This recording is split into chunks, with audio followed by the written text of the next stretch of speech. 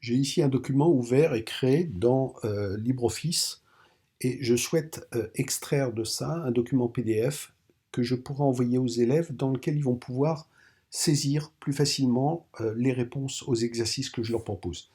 Alors, l'intérêt de l'affaire pour nous en tant qu'enseignants, c'est qu'on pourra avoir un seul format qui nous sera remonté, pas un ODT, un doc, un docx, un image, un PDF. Là, ils seront obligés de remplir le PDF et nous retourner ce format PDF et uniquement celui-là. En deux, les réponses seront plus claires parce que on va les aider on va pré-remplir des champs, ce qui fait que ils n'auront plus qu'à sélectionner la réponse qu'ils veulent nous donner.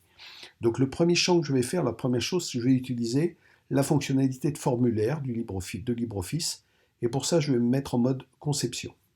En mode conception, je vais donc créer, alors j'y suis, donc là je peux créer un formulaire, et toujours par le menu, mais je vous montrerai une autre approche tout à l'heure, toujours par le menu parce que c'est plus clair, on voit le nom, je vais créer une zone de texte. J'attends qu'ils me donnent leur prénom. Je ne connais pas leur prénom, j'ai aucun moyen de faire autrement. Alors on pourrait mettre des petits points, mais là ça va leur donner exactement une case, ça va faire propre, ça va faire un joli document bien fait. Donc j'ai créé un espace de texte dans lequel ils vont pouvoir écrire leur prénom, et je vais, en cliquant dessus, je vais pouvoir faire des modifications. Donc ces modifications, elles sont de plusieurs ordres. Donc la première chose, c'est que je vais mettre quelque chose pour faire joli. Je vais mettre, alors on peut descendre avec l'ascenseur, vous voyez. Donc on va ici changer la couleur du fond de... Donc je vais mettre un joli bleu, voilà.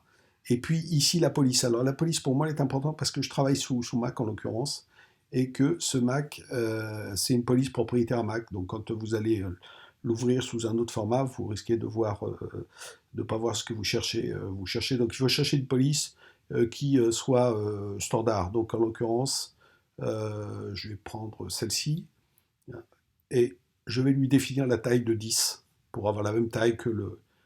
Voilà. Donc ici c'est fini, alors on attend une case à cocher pour dire OK, hein, vous avez que cette partie-là, c'est pas nécessaire, vous cliquez à côté et normalement ça va se fermer. Donc voilà, vous êtes passé en bleu et ici l'élève pourra saisir son prénom. Alors si vous voulez tester, eh bien vous repassez, vous enlevez le mode conception, donc là vous ne pourrez plus rien faire et vous pourrez écrire votre prénom ici. Voilà pour cette première partie. Dans une deuxième partie, on va essayer de éviter que l'élève ait à écrire P, PR, F. On va lui écrire passé, présent et lui demander de sélectionner. Pour ça, on va créer donc formulaire. Alors, je vous avais tout à l'heure dit qu'il y avait une autre approche possible, c'est de faire l'affichage ici, et puis de passer par la barre d'outils et de rajouter le contrôle des formulaires. Donc là, vous avez comme ça les formulaires. Moi, personnellement, j'aime moins parce qu'il faut attendre pour savoir exactement à quoi ça correspond. C'est pas toujours intuitif. Donc j'aime bien continuer à passer par le formulaire parce que là, on a le nom qui va bien. Alors, je vous l'avais dit, on n'est plus en mode conception, donc il faut repasser en mode conception pour pouvoir, vous voyez, hein, la barre s'allume. Et là, donc, je vais sélectionner ici un type qui est un type zone de liste et je vais la placer ici. Il s'agit maintenant de voir ce qu'on va faire avec cette liste. Donc ce qu'on veut, c'est écrire passé, présent, futur, que l'élève n'ait plus qu'à sélectionner le temps qui nous intéresse. Donc on clique sur la case et on arrive, comme dans l'autre cas champ texte, sur les propriétés de. Alors il n'y a pas grand-chose à changer dans les faits. Si vous vouliez juste que ça fonctionne, il faudrait juste changer la partie. Alors la police, on a dit, dans mon cas, hein, donc comme je passe devant, j'en profite, parce que vous voyez, c'est Apple et Apple après, ça risque de ne pas marcher. Donc ça, c'est juste une petite adaptation. Il faut que je le trouve ici. Donc j'essaie d'avoir quelque chose de commun. Donc je mets 10, voilà, la même taille, hein, pour que ce soit visible, on ajustera. La couleur d'arrière-plan, tout à l'heure j'avais pris du bleu, je vais continuer avec mon bleu. Une fois c'est comme ça, c'est réglé. Et puis maintenant, il faut que je liste entrée des listes. Donc c'est cette partie-là qui est importante. Là, je vais donc commencer par mettre sélectionner, ce qui sera par défaut, puis passé, puis présent,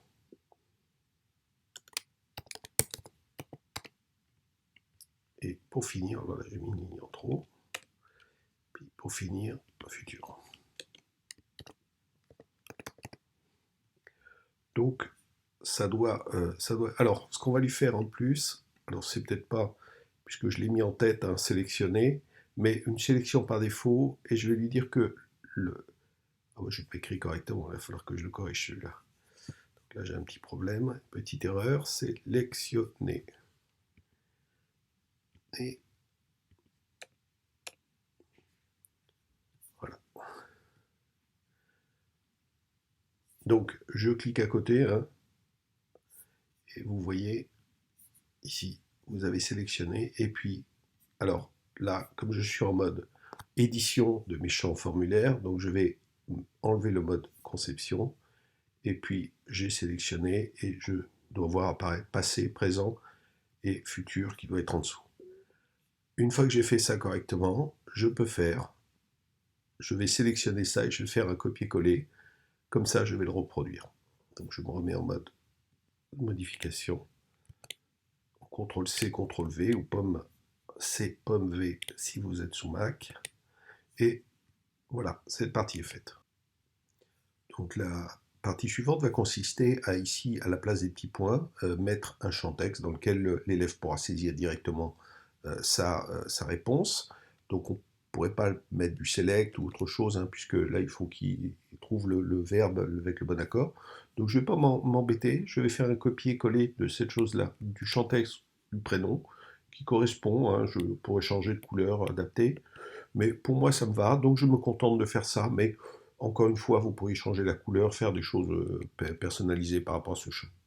Le dernier exercice de la fiche nous propose à l'élève de sélectionner le bon accord. Donc les petits chatons, il pourrait se contenter d'encercler chatons en rouge, en vert, en tout ce qu'il veut. On peut aussi mettre des cases à cocher. On aurait pu mettre un select, hein, comme on l'a fait précédemment. Donc select, et puis vous avez chaton, chaton avec un S, chaton avec un X, et puis il sélectionne la bonne. Donc là, il y a plusieurs solutions pour faire ça. Donc dans notre formulaire, on peut aller voir ce qui existe. Il existe la case à cocher, il existe le bouton radio. Quelle est la différence entre les deux? La case à cocher, il pourra en cocher plusieurs en fait. Il pourra faire plusieurs choix. Le bouton radio, il en sélectionnera qu'un seul. Donc quand il aura sélectionné par exemple chaton avec un sans S, il ne pourra pas sélectionner chaton avec un S. Ça basculera automatiquement sur l'autre. Les deux sont donc utilisables, et aussi la zone de liste, hein, si vous l'aviez souhaité. Je vais essayer de montrer les deux ici. Donc la case à cocher dans un premier temps, donc je sélectionne ma case à cocher.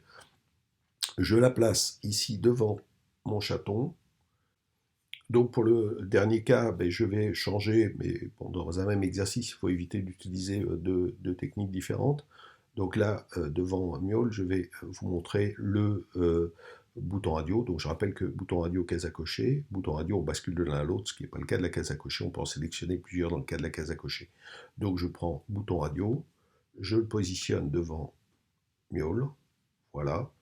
Et puis, je vais, alors, la même chose, hein, je peux faire un copier-coller, le reproduire, ou je peux directement aller dans les propriétés de ce bouton radio. Alors, ici, il y a quelque chose qui n'est pas nécessaire là, parce qu'on n'en a qu'un seul sur la fiche, mais il faudrait mettre un nom de groupe pour associer les boutons radio entre eux. Hein, donc, par exemple, je pourrais mettre ici Miaule, comme ça on saurait que ça correspond à cette partie-là. Sinon, vous avez un risque de décocher ici, si vous l'avez utilisé par un autre endroit dans la fiche, de décocher de fait l'autre endroit dans la fiche. Et puis le reste, ma foi, la couleur, tout ça, puisque c'est juste une petite case, c'est pas trop gênant. Donc voilà, vous enregistrez, c'est pris automatiquement, il n'y a pas de OK. Et puis vous allez faire un copier-coller pour reproduire ça. Voilà, on est arrivé au bout de notre fiche d'exercice. Donc vous voyez, hein, la case à cocher, hein, ça bascule bien il ne peut pas sélectionner plusieurs. Il nous reste maintenant à enregistrer ce travail, à l'exporter dans un format PDF. Donc ce format PDF dans LibreOffice, c'est Fichier, Exporter vers. Et ici, vous allez choisir, alors vous pouvez faire un export direct sans vous poser de questions au format PDF, il ne vous posera aucune question, donc c'est exporter directement au format PDF ou exporter au format PDF. Il vous ouvre une page et vous devez sélectionner, en fait globalement, hein, ça va marcher. Donc il n'y a vraiment aucun paramétrage particulier à faire, et vous exportez. Donc là, il vous dit où voulez-vous l'enregistrer, donc formulaire grammaire vidéo, donc vous l'enregistrez et vous avez terminé votre fiche de travail. Donc une fois votre PDF généré, ben, vous n'avez plus qu'à l'ouvrir, donc vous cliquez droit sur ouvrir et vous pouvez sélectionner. Alors par défaut, il va vous prendre le lecteur PDF par défaut. Pour moi, c'est aperçu, donc sous Max, mais ça peut être Adobe Acrobat. Vous pouvez aussi l'ouvrir dans un navigateur Chrome. Donc l'élève n'a pas besoin d'avoir un logiciel particulier installé. Hein. En général, tout le monde est capable de lire un PDF. C'est ça l'intérêt. Donc rien que dans un navigateur, hein, voilà ce que ça va donner. Donc là, je suis sous Chrome. Donc voilà votre travail avec sélectionner, hein, vous voyez, ça marche, présent, etc. Il n'y a plus qu'à choisir, mettre son nom, remplir. Voilà. Je vous remercie.